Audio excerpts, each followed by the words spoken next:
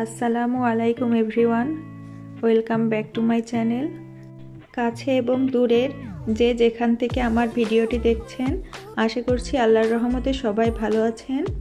আজ আমি আপনাদের জন্য নিয়ে এসেছি সহজ এবং মজাদার পুডিং রেসিপি।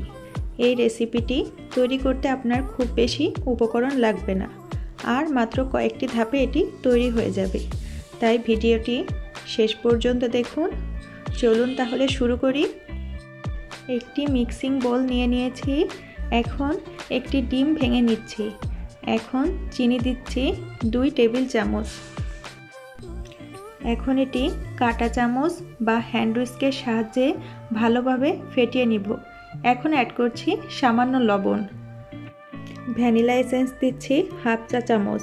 এবার মিশ্রণটিকে আবারও ভালোভাবে ফেটিয়ে নিব। এখানে আমি 2 কাপ দুধ জাল করে 1 কাপ করে নিয়েছি। এরপর দুধটিকে ভালোভাবে ঠান্ডা করে নিয়েছি। এখন ডিমের মিশ্রণের ভেতর দুধ দিয়ে ভালোভাবে মিশিয়ে নিতে হবে।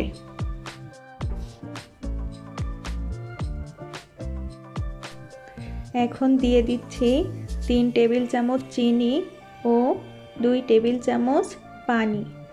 এখন মিডিয়াম আঁচে ক্যারামেলটা তৈরি করে নিব।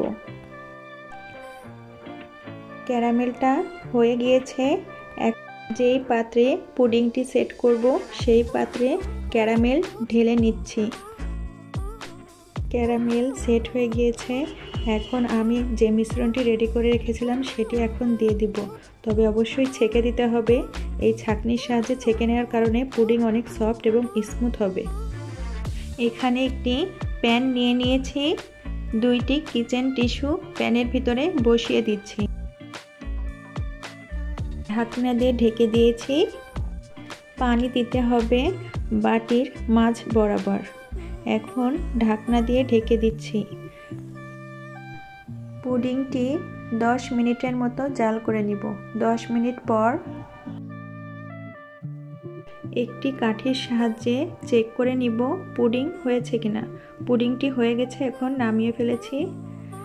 2 ঘন্টা নর্মাল ফ্রিজে রেখে এখন আমি একটি নাইফের সাহায্যে পুডিংটিকে বাটি থেকে ঠিক এইভাবে আনমোল্ড করে নিচ্ছি।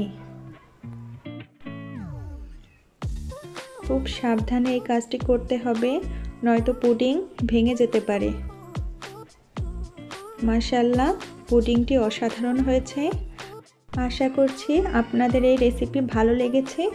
আর আমার আজকের ভিডিওটি যদি আপনাদের কাছে ভালো লেগে যায়, প্লিজ একটি লাইক দিতে ভুলবেন না। আপনারা চাইলে চ্যানেলটি সাবস্ক্রাইব করেও রাখতে পারেন। আল্লাহ হাফেজ।